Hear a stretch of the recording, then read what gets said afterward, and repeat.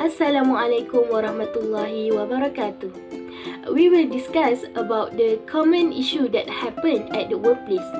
The workplace is typically an environment in which people with different personalities, different communication styles, and worldview interact. People spend most of their time in the workplace, and it is not big deal that they come across many common workplace problems, which are a great source of stress and uneasiness for them. Then our group will share about one of the common issue at the workplace, which is whistleblowing. Whistleblowing is release of information of illegal behavior by an employee or former employee of an organization to someone within the organization who has the authority to investigate, prevent, and punish the perpetrators. The employee will become a whistleblower when they observe behavior or action that they believe to be misconduct, illegal, and not in line with the company's code of conduct, and report that suspicion as a whistleblowing matter. There are two types of whistleblowing. The first is internal whistleblowing.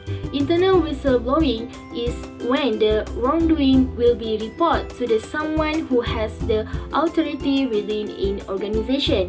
Meanwhile, the second is external whistleblowing. External whistleblowing is when misconduct of corporate will be reported to the external parties such as law enforcement agency. Why the whistleblowing can happen? There are some of complaints that will count as whistleblowing, and the whistleblower will be protected by the law.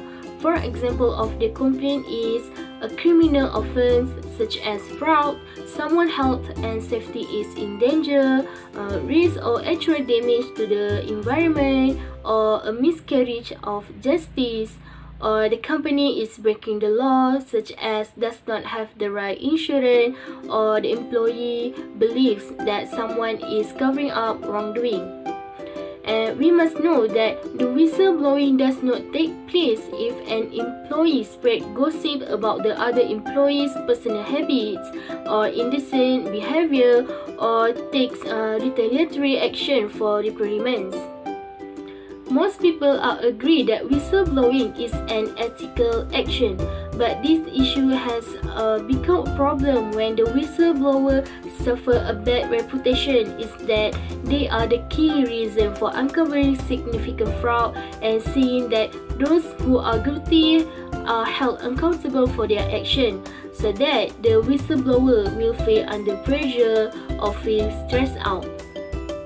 Assalamualaikum warahmatullahi wabarakatuh. Now I will continue with the next point, which is how to solve the issue of whistleblowing in the workplace. Here are the 10 ways that public and private companies can take to reduce the likelihood of whistleblower retaliation claims and prepare defenses in the event that litigation is unavoidable. I will first explain the first 5 ways to minimize the risk of whistleblowing, and then my friend will explain the other 5 ways. First and foremost, businesses can conduct focus groups and polls.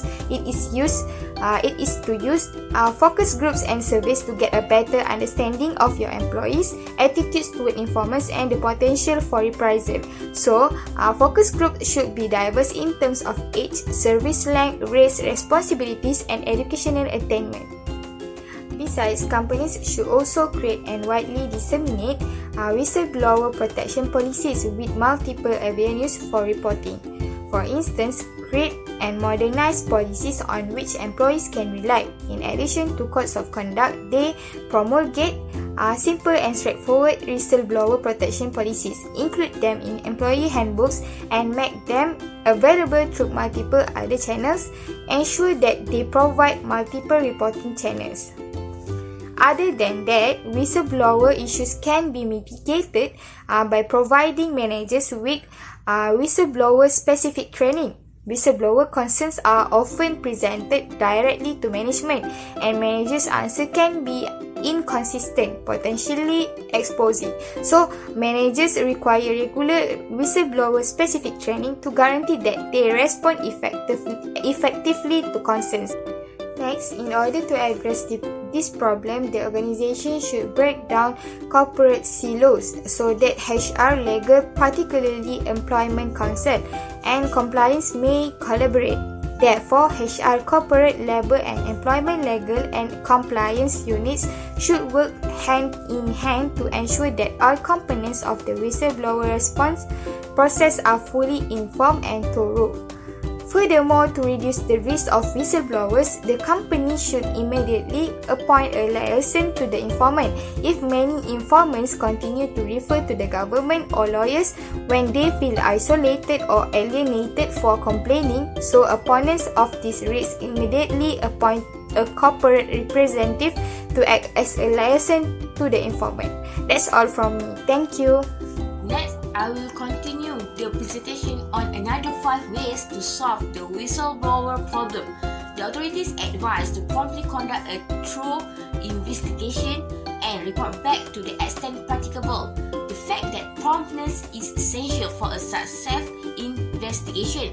Employers should implement rapid response systems that require investigation to be conducted as soon as a complaint is lodged. Whistleblowers should be informed that certain information must remain confidential, but that the company will provide the investigation findings to the greatest extent possible. Then, the employer can organize evaluative oversight of informants who are still working, with an emphasis and objective metrics. This is to ensure that the informant is not subject to be punishment. An HR professional or a supervisor, ideally someone who is unaware of the informant report, should review the informant performance appraisal using objective metrics as soon as possible. Furthermore, give reward to the good faith whistleblower. This is possible with consider rewarding whistleblower either monetarily or otherwise for the benefit the complaint conferred upon the company. A letter of commendation from an executive to the whistleblower personal file is a good start.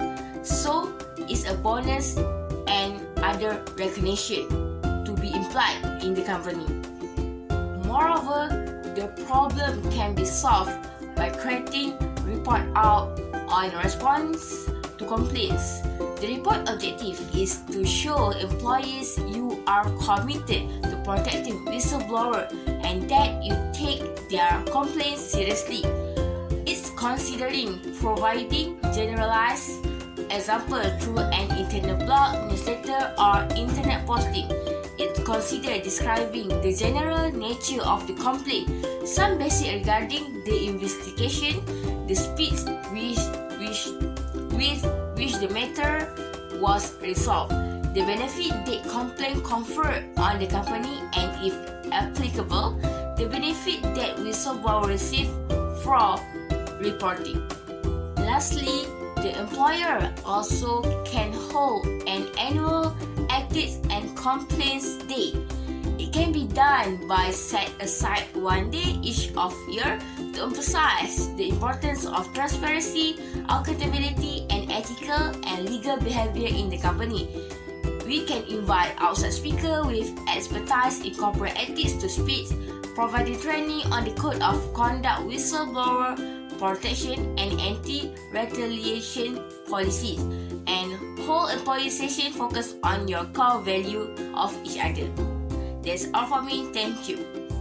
Whistleblowing is the term used when a person discloses information about any wrongdoing that occurs in the public or private sectors such as fraud, corruption, and abuse of power. Cynthia Gabriel, Executive Director of the Center to Combat Corruption and Cronyism, said that the disclosure can be made internally via other people in the same organization or externally to regulators and law enforcement agencies. These authorities and agencies include Bank Negara Malaysia, MACC, Association of Bank Malaysia, and the police. Whistleblowing is not new to Malaysia, and in 2008, the nation ratified the United Nations Convention Against Corruption, which calls for signatories to consider providing protection against any unjustified treatment of any person who reports any offences to the competent authorities. This led to the establishment of the Whistleblower Protection Act 2010. The Whistleblower Protection Act 2010 was enacted to encourage and facilitate disclosure of improper conduct in both the public and private sectors. There are three limbs of whistleblower protection under the WPA. First is protection of confidential information. Second, protection of immunity from civil and criminal action. And thirdly is protection from detrimental action. The protection is not absolute according to Gabriel. Under the law, an enforcement agency can revoke any whistleblower protection. Among the grounds that are the whistleblower has participated in the improper conduct disclosed, willfully disclosed information that they knew or believed to be false, and disclosed improper conduct that principally involves the questioning of the merits of a government policy. The Act has its limit and makes whistleblowing in Malaysia a dangerous endeavour. Gabriel said that whistleblower cannot make disclosure on information that fall under the secrecy law such as the Official Secret Act OSA 1972, Capital Markets and Services Act 2007, and Section 203A of the Penal Code. There is a natural reluctance to whistleblower because there have been one too many cases of reprisal, retribution, harassment, and arrest.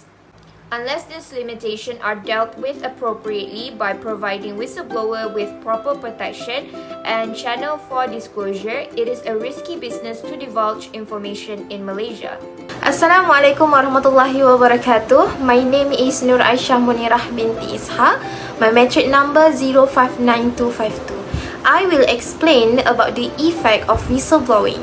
Whistleblowing is a term used when individuals disclose information of wrongdoing or illicit activity within a company or organization. There have been some well-documented cases of whistleblowing over the years that have had effects on the organization and the individuals who come forth. However, it is often an act that brings some form of justice to those who are involved in the unscrupulous behavior. Number one is stress. For those who engage in whistleblowing on a company or organization, the stress can become overwhelming. Many whistleblowers remain at their place of employment after coming forward, since it is illegal to fire someone for it. However, those people often experience symptoms such as anxiety, insomnia, and headache. It is types of situations that are sometimes retaliatory acts against the whistleblowers, causing them heightened stress and discomfort in their job. Stress can also be caused by being closely supervised or alienated by fellow employees. Then number two is termination. Some people have been terminated for whistleblowing even though it is illegal. If you are terminated, you have to prove a whistleblowing violation.